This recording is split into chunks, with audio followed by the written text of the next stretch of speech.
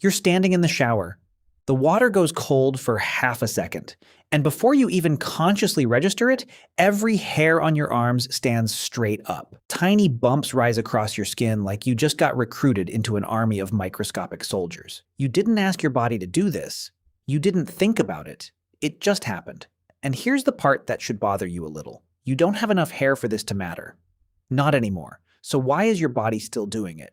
This is the story of goosebumps, one of the strangest, most pointless-looking reflexes the human body still performs thousands of times over your lifetime for what is, biologically speaking, almost no reason at all. Except it's not pointless. It's a fossil, a living, twitching fossil, still buried in your skin, still firing off commands that made perfect sense about 2 million years ago and make almost no sense today. And once you understand what's actually happening under your skin when this happens, you will never look at a sad movie scene, or a cold breeze, or a chill down your spine the same way again. Let's start with what's actually happening, mechanically, because most people have never once looked this up. Every single hair on your body, and yes, you have far more than you think, roughly 5 million hair follicles covering nearly your entire skin, is attached to a tiny muscle. It's called the arrector pili muscle, and it's smooth muscle, the same category of muscle that controls things like your digestion, things you don't consciously operate. When that muscle contracts, it does two things at once. It pulls the hair follicle upright, and it tugs the skin around it inward, which makes the surrounding skin pucker up into a tiny raised bump. Multiply that by millions of follicles firing at once, and you get goosebumps. It has a real medical name too, by the way. It's called piloerection, which sounds like the setup to a joke your biology teacher was way too excited to tell you. Now here's the interesting part. This isn't a random glitch. This is an ancient, deliberate, hardwired reflex controlled by your sympathetic nervous system. The exact same system responsible for your fight or flight response. Cold, fear, awe, music that gives you chills, they all route through the same ancient wiring. Your body treats goosebumps as part of the emergency response system. Which raises an obvious question. What emergency? You're not in danger. You're just cold, or you just heard a really good chorus. So why is your nervous system reacting like something is about to attack you? To answer that, we have to go back, way back. Before clothes, before fire, before any of the things we take for granted, to a version of us that was covered, head to toe, in thick fur. Because here's something that gets glossed over constantly. Humans didn't evolve goosebumps. We inherited them. Almost every mammal on Earth has this exact same reflex, and in almost every one of them, it actually does something useful. Watch a cat get startled and its fur puffs out instantly, doubling its apparent size in a fraction of a second. Watch a dog's hackles rise when it senses a threat. Watch a porcupine when it feels cornered. That's the same arrector pili muscle, the same nervous system trigger, the same reflex you have right now, reading this. In furry animals, piloerection serves two very real, very practical purposes. The first is thermoregulation. When a furred animal gets cold, raising the hair traps a thicker layer of air close to the skin. Air is an excellent insulator. Thicker trapped air layer means better heat retention. It's the exact same principle as a down jacket. Fluff the fibers, trap more air, stay warmer.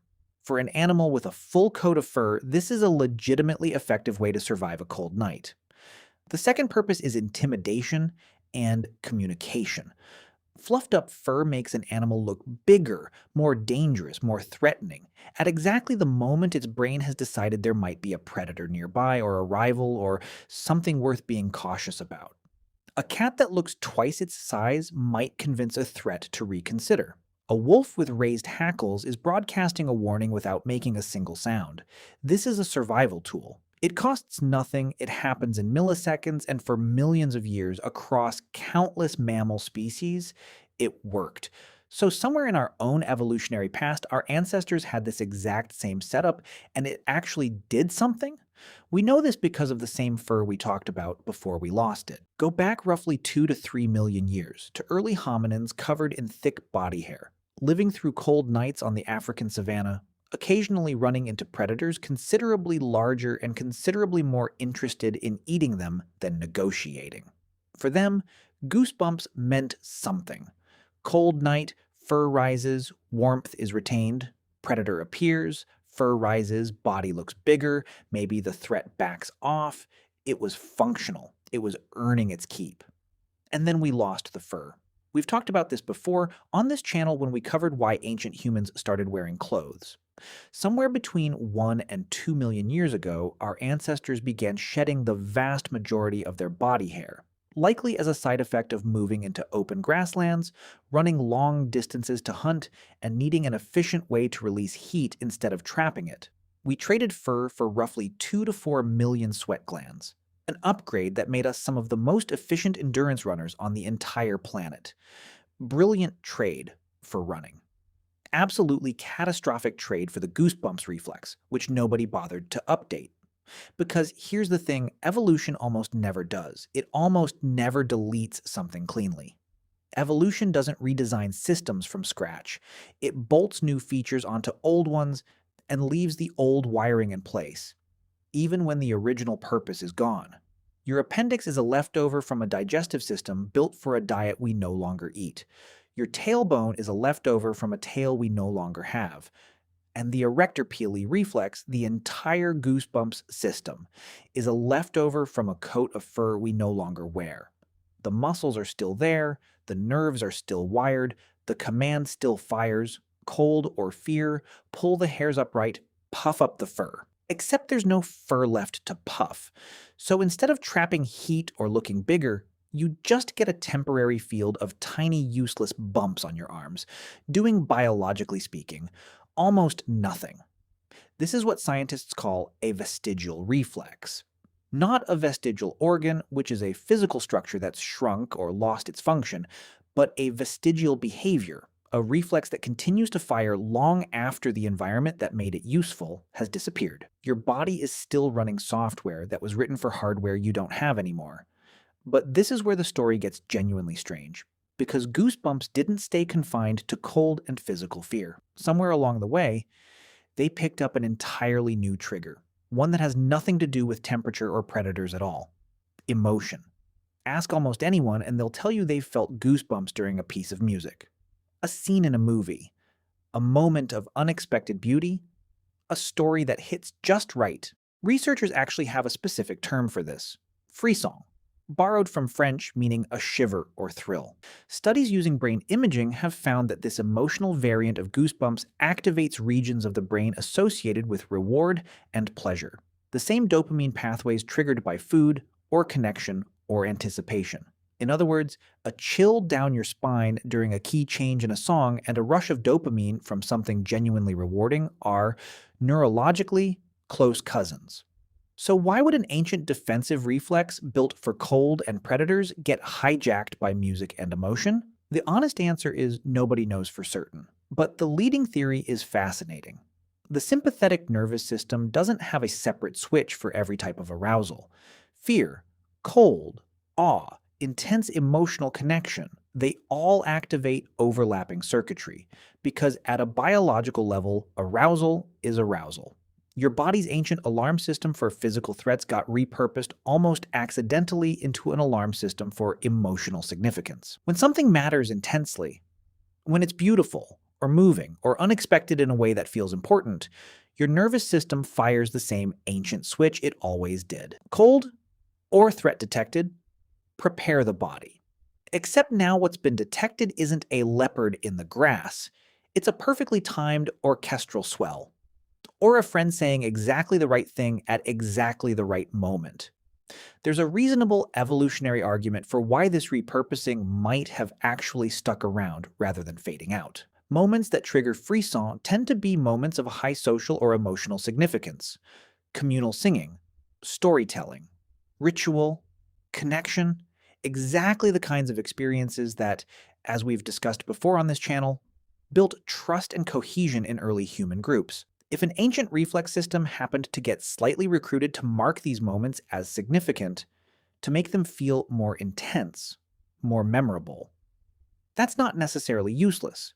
It might have quietly reinforced the exact social bonding behaviors that kept small human groups alive. A shiver during a shared ritual chant isn't doing anything for your body temperature, but it might be doing something for your memory and your sense of belonging. There's also a smaller, stranger footnote to this story.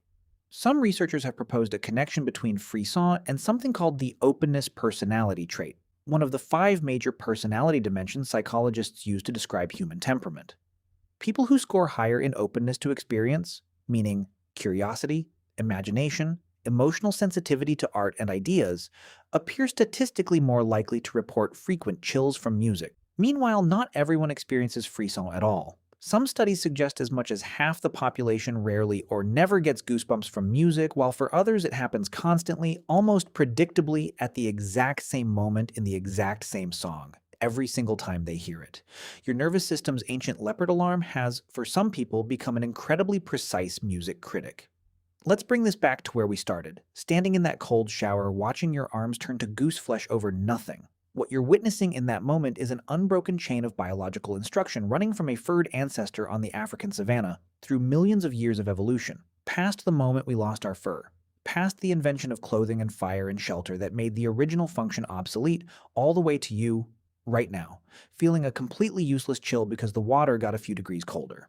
And somewhere along that same ancient wiring, a second, stranger circuit got attached. One that fires not for cold, not for danger, but for beauty, for connection, for the exact right note landing at the exact right time. 2 million years ago, this reflex was armor. It made you look bigger to a predator sizing you up in the tall grass. It kept your body a few degrees warmer through a freezing night. It was, in every sense, doing its job. Today, it does almost nothing you actually need, and yet it hasn't gone anywhere. It still fires, unprompted, unnecessary, completely automatic, every single time your body decides that this moment, this cold breeze, this chorus, this scene matters. Maybe that's the real answer to why humans get goosebumps. Not because the reflex still makes physical sense, it mostly doesn't, but because somewhere in the 2 million years between fur and shower water, your body never really learned the difference between a threat worth preparing for and a moment worth remembering. It just knows something happened, and it still, every time, tries to make you bigger for it.